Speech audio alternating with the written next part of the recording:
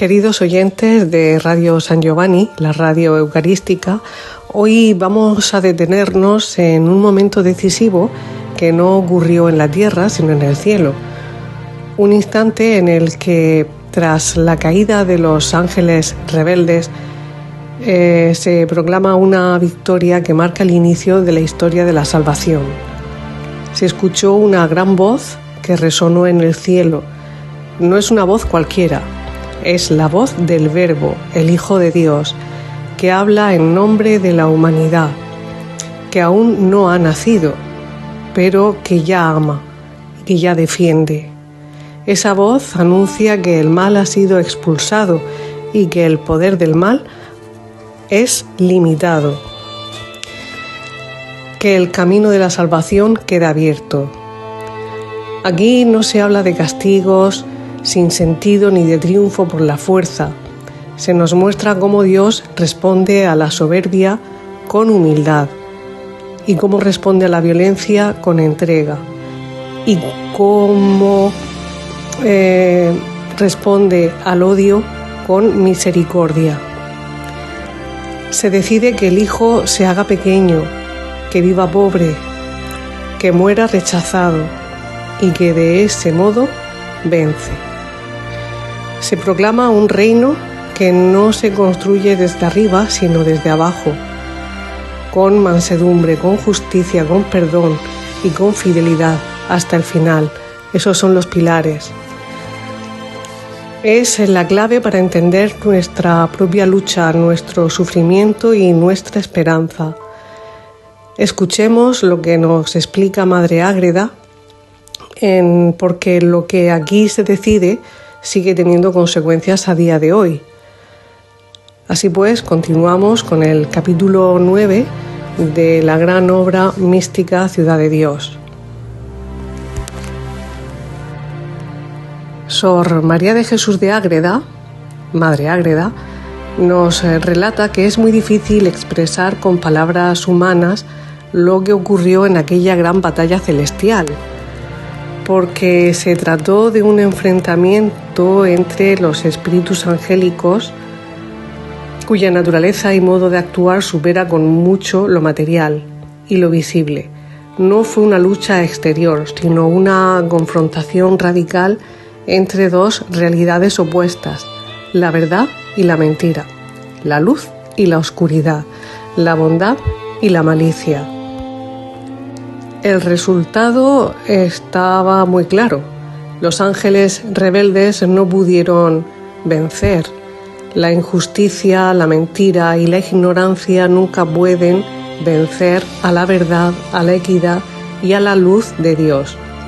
Por eso, desde ese momento ya no hubo lugar para ellos en el cielo. Con su pecado, esos ángeles ingratos se hicieron indignos de contemplar a Dios. Recordemos que los ángeles son seres que ven cara a cara a Dios y por tanto ya dejaron de contemplar a Dios y de permanecer en su compañía. Perdieron no solo su lugar, sino también la memoria viva de Dios en su interior, ya que antes estaba grabada en ellos por la gracia recibida. Al haber rechazado libremente la obediencia, perdieron el derecho a la gloria que Dios les había preparado, y ese destino fue reservado para la humanidad. Los lugares que habrían sido suyos pasaron a estar destinados a los hombres redimidos. La separación fue tan total que no quedó rastro alguno de los ángeles apóstatas en el cielo.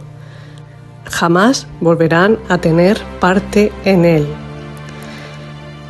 Además, el capítulo expresa con fuerza la gravedad de esta caída, calificándola como una maldad tristísima, merecedora de un castigo tan terrible como definitivo.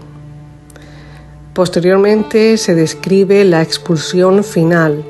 Lucifer, el gran dragón, identificado como la antigua serpiente, el diablo, Satanás, el engañador del mundo, es arrojado del cielo junto con sus seguidores. Esta victoria es atribuida al santo arcángel San Miguel, que lo derrota con una sola palabra llena de verdad y poder. ¿Quién como Dios? Esa proclamación de humildad y fidelidad es suficiente para derribar al soberbio y todos sus ejércitos. Desde ese momento, Lucifer pierde no solo su gloria, sino también sus antiguos nombres honorables. En su lugar recibe nombres que reflejan su corrupción y su maldad: dragón, serpiente, diablo, Satanás.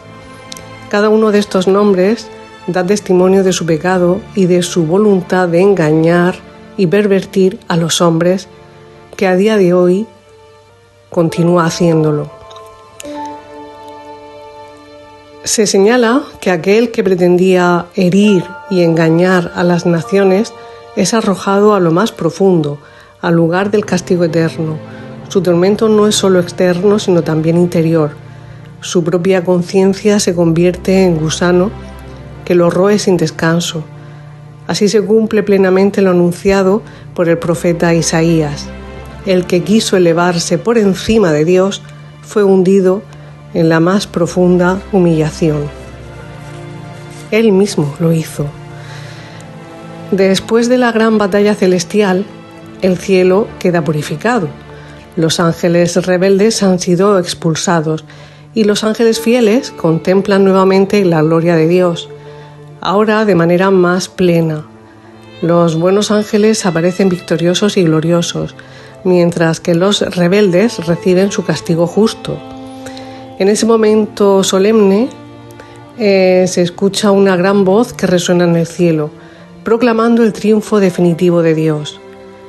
Esa voz anuncia que ahora se ha manifestado plenamente la salvación, el poder, el reino de Dios y también la autoridad de Cristo. La razón de ese triunfo es clara. Ha sido expulsado el acusador, Lucifer, aquel que acusaba constantemente a los hombres delante de Dios, día y noche. Ya no tiene lugar en el cielo, ni derecho a presentarse ante Dios como juez o acusador.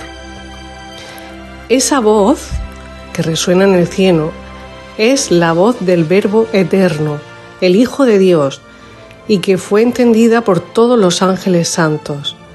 Su proclamación fue tan poderosa que incluso llegó hasta el infierno, donde causó terror y confusión entre los demonios. Sin embargo, ellos solo comprendieron lo que Dios quiso y permitió que conocieran y entendieran. Y eso mismo aumentó su castigo. Esa proclamación del Hijo no se hace solo como Dios, sino en nombre de la humanidad que Él asumiría en la encarnación. El Verbo, anticipando su unión con la naturaleza humana, verdadero hombre y verdadero Dios, pide al Padre que se realicen plenamente la salvación, la redención y el reino de Dios por medio de Cristo, por medio de Él. Por eso llama a los hombres sus hermanos, mostrando un amor profundo, una compasión y misericordia hacia la humanidad que iba a redimir.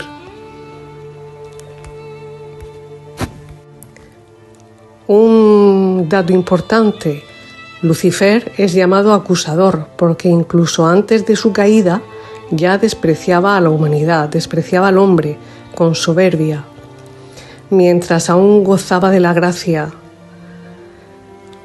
Y después de su rebelión y de la caída, continúa acusando al hombre con mayor odio, sin cesar jamás, persiguiéndolo mientras dure el mundo. Tras la primera intercesión del Verbo eterno en favor de la humanidad, Dios revela que Lucifer, movido por su soberbia, perseguirá con furia al género humano, engañándolo con astucia y llevándolo al pecado mediante la ignorancia, los vicios y la mentira.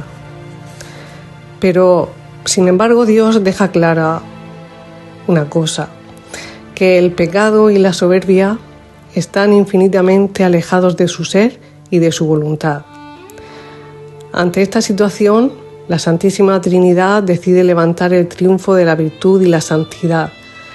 Para ello, la segunda persona de la Santísima Trinidad, el Hijo, se hará hombre, asumirá una naturaleza humana con humildad, obediencia y con todas las virtudes. Siendo verdadero Dios, se humillará hasta hacerse pequeño. Será ejemplo perfecto de justicia y santidad y entregará su vida para la salvación de sus hermanos los hombres. De este modo, la virtud será la única que tenga lugar en el juicio divino y la que triunfe siempre sobre el pecado. Los humildes serán exaltados y los soberbios humillados. El sufrimiento aceptado con amor será glorioso ante Dios. Los afligidos no serán abandonados, sino acompañados y corregidos como amigos queridos, para que por medio de las pruebas alcancen la gracia y aprendan también a obrar el bien. Serán dichosos los pobres, los que lloran, los mansos, los perseguidos por la justicia, los pacíficos, los misericordiosos y los que perdonan. Todos ellos recibirán abundantes bendiciones de la gracia y la promesa de una gloria eterna en el cielo. Cristo será quien enseñe y viva esta doctrina, y quienes lo sigan serán los elegidos de Dios, consolados, fortalecidos y recompensados. Incluso sus buenas obras tienen su origen en el pensamiento divino, pues Dios es la causa primera de todo bien.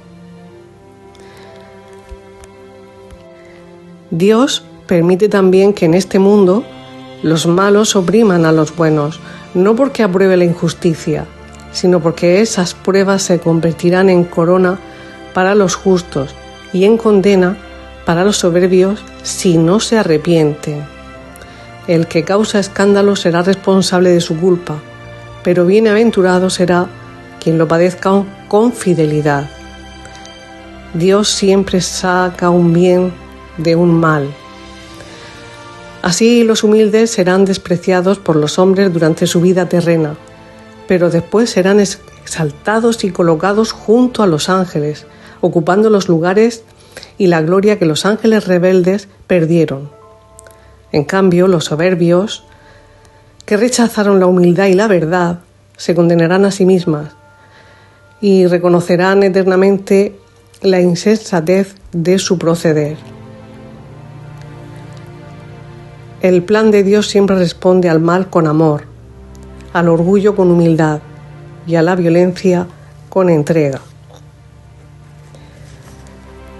Bien, pues ya llegamos al final, resumiendo todas estas hermosas palabras que Madre Ágreda nos explica en este capítulo.